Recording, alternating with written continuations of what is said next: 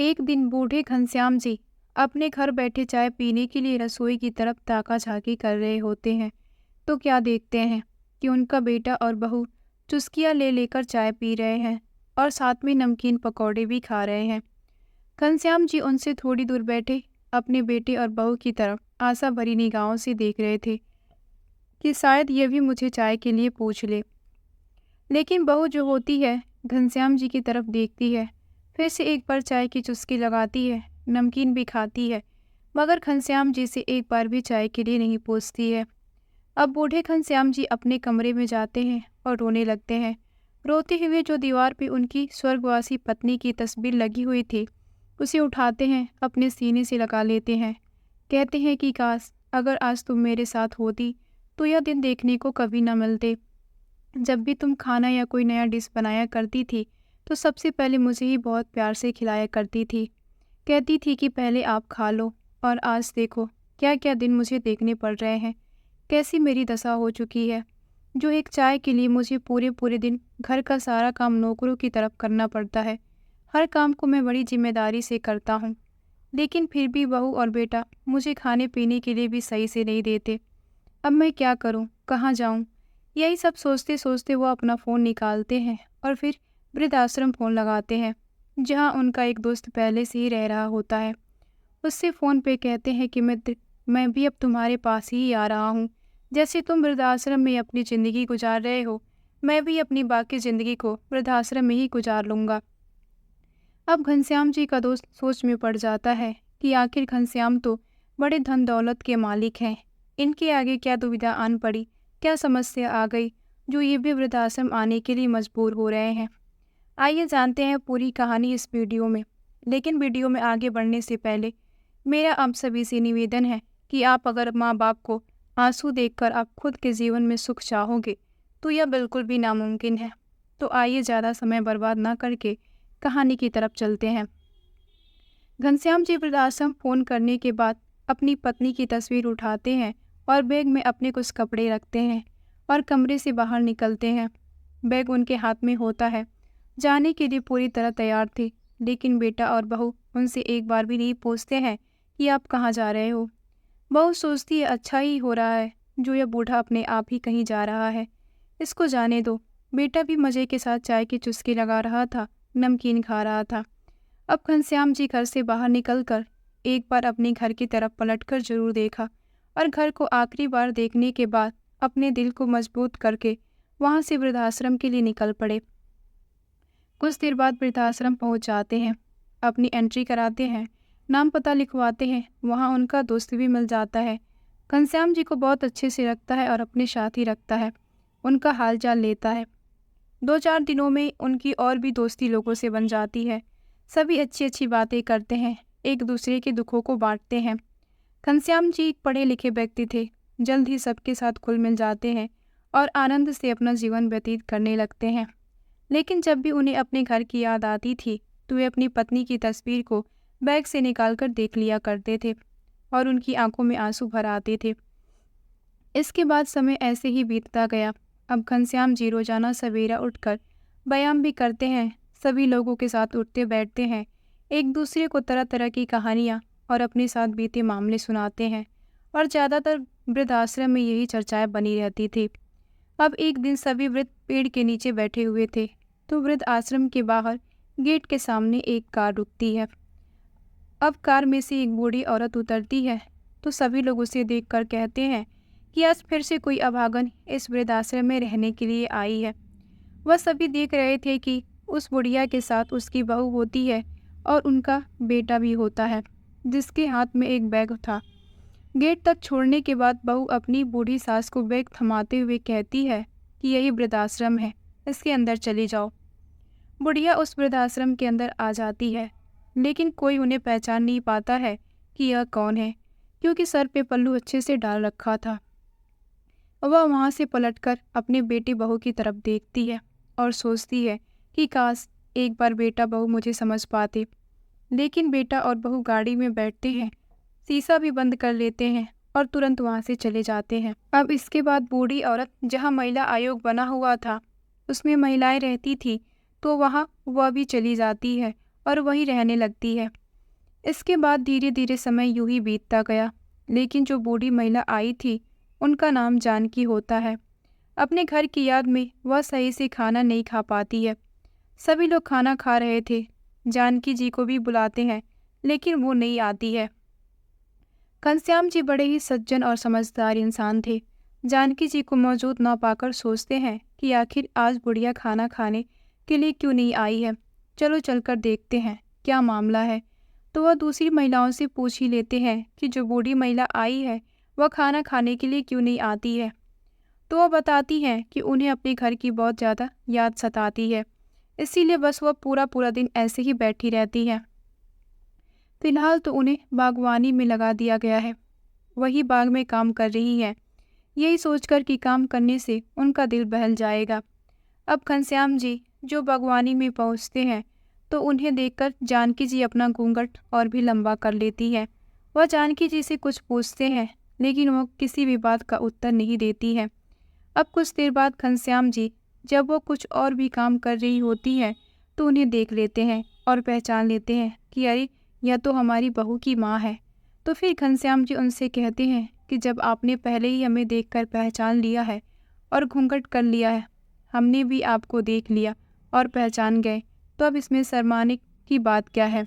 अब जो कुछ हुआ अच्छा ही हुआ, और जो अब यहाँ आगे होना है ईश्वर से प्रार्थना करें वह भी अच्छा ही होगा। मुझे मेरे बेटे बहू ने यहाँ आने के लिए मजबूर कर दिया और तुम्हें तुम्हारे बेटे बहू यहाँ छोड़कर गए हैं, लेकिन कोई बात नहीं।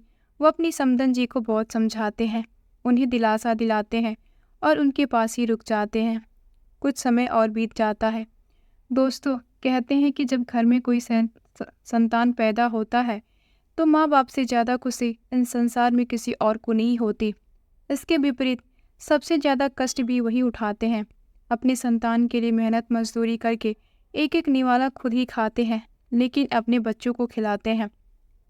सोचते हैं कि मेरा बच्चा बड़ा होकर मेरा सहारा बनेगा, मुझे किसी बात का दुख झेलना नहीं पड़ेगा। यह हर माता पिता की इच्छा होती है, लेकिन जब संतान ही ऐसे निकल जाए तो माँ बाप जिंदगी भर दुखी ही रहते हैं।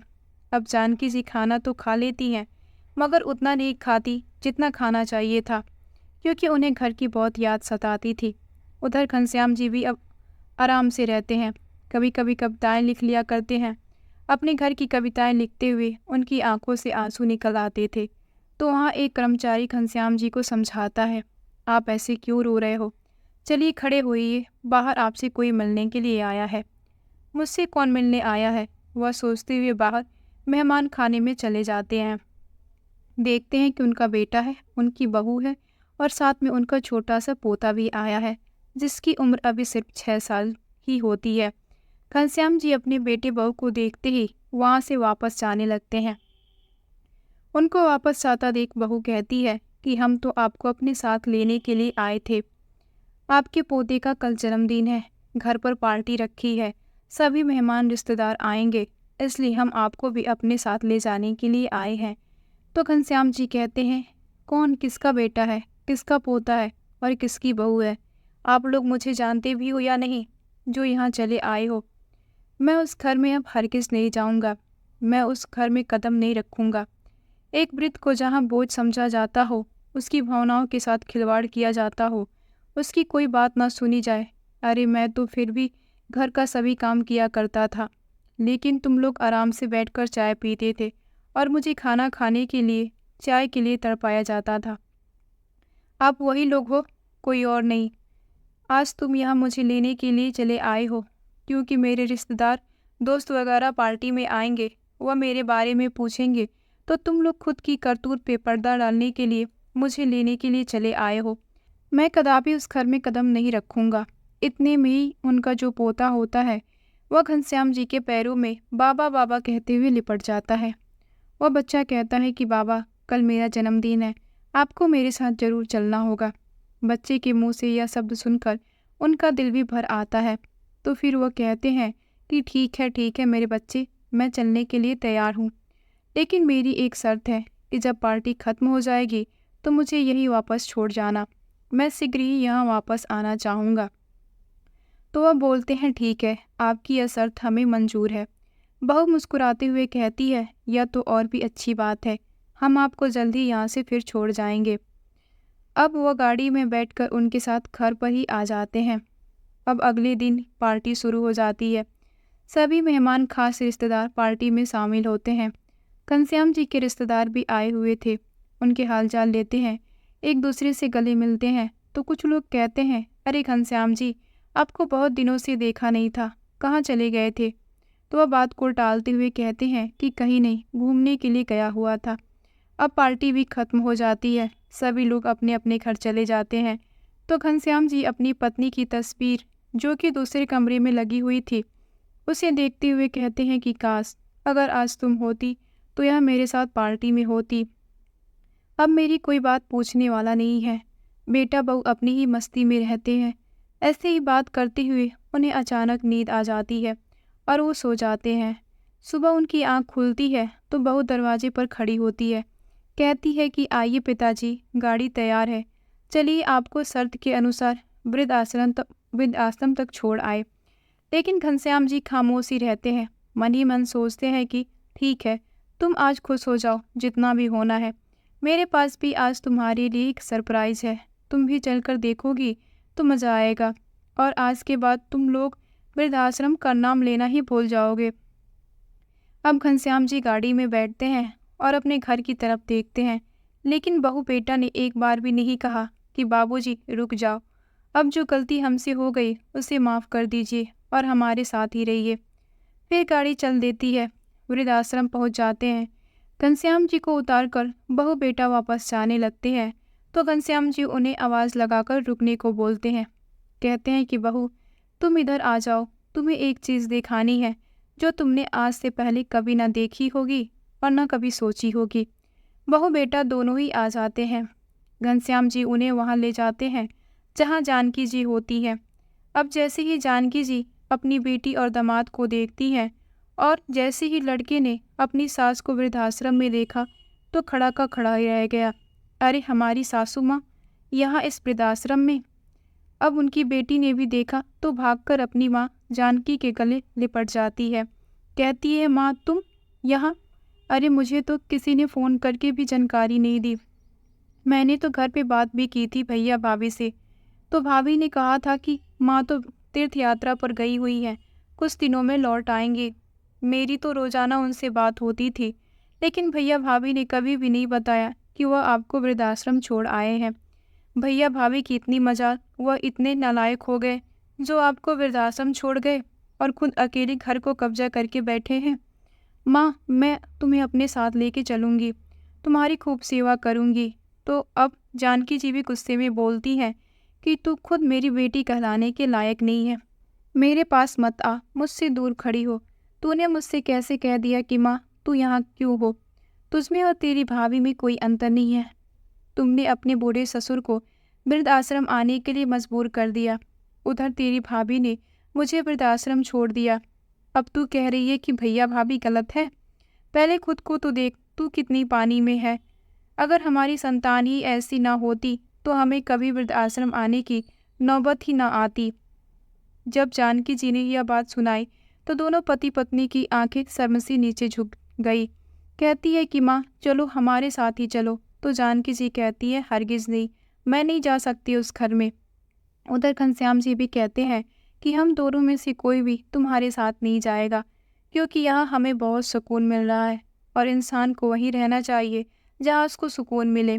अब वो लड़की माँ के पैरों में गिर जाती है, कहती है, माँ कोई बात नहीं, आप मेरे साथ चलिए, मैं आपकी पूरी देखभाल करूँगी।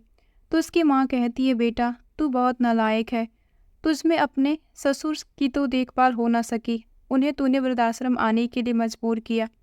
एक बार फिर भी घर ले गई थी, लेकिन आज फिर से यही छोड़ने के लिए आई है। तेरे भैया भाभी ने भी मेरे साथ यही किया, तो तू उन्हें गलत बोल रही है।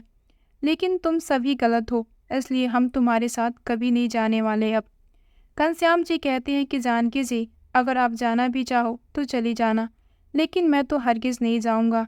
दोस्तों, दोनों में से कोई भी वापस जाने को राजी नहीं होता।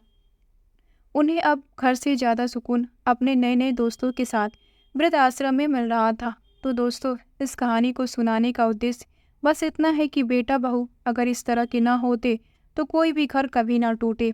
लेकिन माँ बाप अगर बच्चों को ना चाहते तो बचपन में ही त्याग देते, लेकिन पाल पोस कर बड़ा करते हैं कि बेटा बेटी बड़े होंगे तो संसार में हमारा नाम रोशन करेंगे, बुढ़ापे में हमारा सहारा बनेंगे।